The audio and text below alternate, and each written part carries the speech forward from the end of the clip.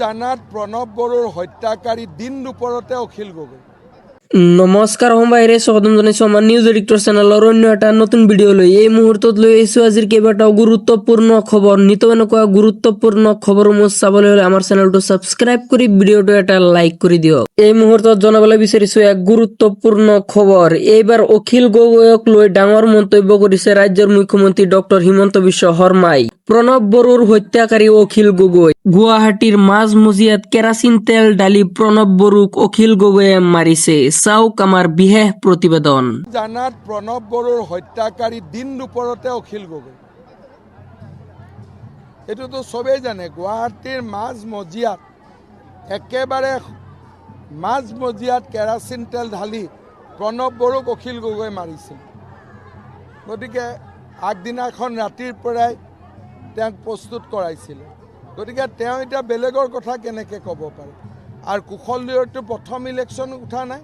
ডিমৰ ৰাইজে তেওঁক দুবাৰকৈ বিধায়ক পাতিছে। তাৰমানে তেওঁলোকে ডিমৰ ৰাইজক অপমান কৰিছে নেকি? অখিল গগৈয়ে যে কৈ আছে কুশলদৈৰী বেয়া মানুহ, তাৰমানে ডিমৰ ৰাইজ বেয়া আছিল নেকি? ডিমৰ ৰাইজেতো তেওঁক দুবাৰ আগতে MLA পাতিছে।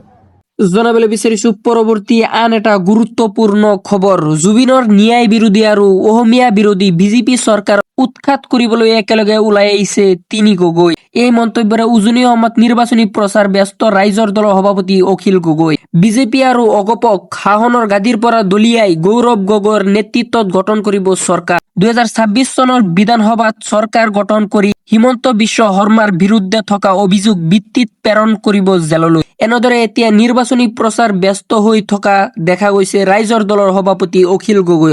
দিবলৈ লৈছো আন এটা বিগ ব্ৰেকিং নিউজ। কংগ্ৰেছে নিজৰ মূৰৰ ওপৰত নিজে হাতুৰি মাৰে। কংগ্ৰেছৰ ষ্টাৰ কেম্পেইনাৰ মল্লিকাৰ্জুন খাৰ্গে উদ্দেশ্যি এই মন্তব্য ৰাজ্যৰ মুখ্যমন্ত্ৰী ডক্টৰ হিমন্ত বিশ্ব শৰ্মা। ভূপেন হাজৰিকাক ভাৰত ৰত্ন দিয়াৰ সময়তো বিৰোধিতা কৰা আৰু অসমত ছেমি কণ্ট্ৰেক্টৰ হওঁতে সমালোচনা কৰা মল্লিকাৰ্জুন খাৰ্গে উভতি ধৰিলে মুখ্যমন্ত্ৰী ডক্টৰ হিমন্ত বিশ্ব শৰ্মাই। চাওক আমাৰ বিশেষ প্ৰতিবেদন। তেওঁ যে ভূপেন হাজৰিকাক ভাৰত ৰত্ন দিওঁতে যে বিৰোধিতা কৰিছিল আৰু অসমত ছেমি কণ্ডাক্টৰ আনতে কোনে বিৰোধিতা কৰিছিলে? খাৰ্গে নহয় জানো?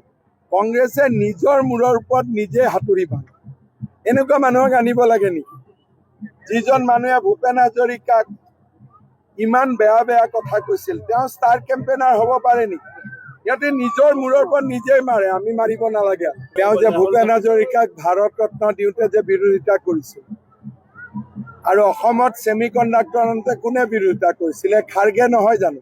কংগ্ৰেছে নিজৰ মূৰৰ ওপৰত নিজে হাতুৰি মাৰে। এনেকুৱা মানুহক আনিব লাগে নেকি?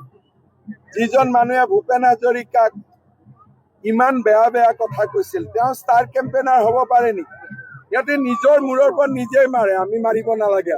দিবলৈ ওলাইছো শেষৰ তথা অন্তিমটো খবৰ। অসমত উপস্থিত হৈয়ে ডাঙৰ মন্তব্য গৃহমন্ত্ৰী অমিত শ্বাহ। পুনৰ অসমত বিজেপিয়ে চৰকাৰ গঠন কৰিব। 90খনৰো অধিক আসনেৰে অসমত পুনৰ হ'ব NDA চৰকাৰ। অসমত প্ৰচণ্ড বহুমতৰ সৈতে তৃতীয়বাৰৰ বাবে গঠন হ'ব NDA চৰকাৰ। অসমৰ ভূমিত নিৰ্বাচনক লৈ ভৱিষ্যতবাণী অমিত শ্বাহৰ। আৰু আনপিনে গৃহমন্ত্ৰী অমিত শ্বাহৰ সন্মুখতে জুবিন গাৰ্গৰ ন্যায় বিচাৰি প্ৰতিবাদ জুবিন অনুৰাগীৰ। কেন্দ্ৰীয় গৃহমন্ত্ৰীৰ ৰোড শ্ব'। জুবিন গাৰ্গৰ হত্যা ন্যায় বিচাৰি প্ৰতিবাদ জুবিন অনুৰাগী। গামোচাত জাষ্টিক ফৰ জুবিন গাৰ্গ লিখি প্ৰতিবাদ জুবিন অনুৰাগী। জয় জুবিন দা ধ্বনি দিলে অনুৰাগীসকলে। জুবিন অনুৰাগীৰ পৰা কাঢ়ি নিলে জাষ্টিক ফৰ জুবিন গাৰ্গ লিখা গামোচা। তো অসমবাসী ৰাইজে এইখিনি আছিল আজিৰ ভিডিঅ'। যদি ভিডিঅ'টো ভাল পায় তেনেহ'লে লাইক এটা কৰি দিব আৰু আমাৰ চেনেলত নতুন হ'লে চেনেলটো ছাবস্ক্ৰাইব কৰি কাষত থকা বেল আইকনটো অন কৰি দিব। ধন্যবাদ।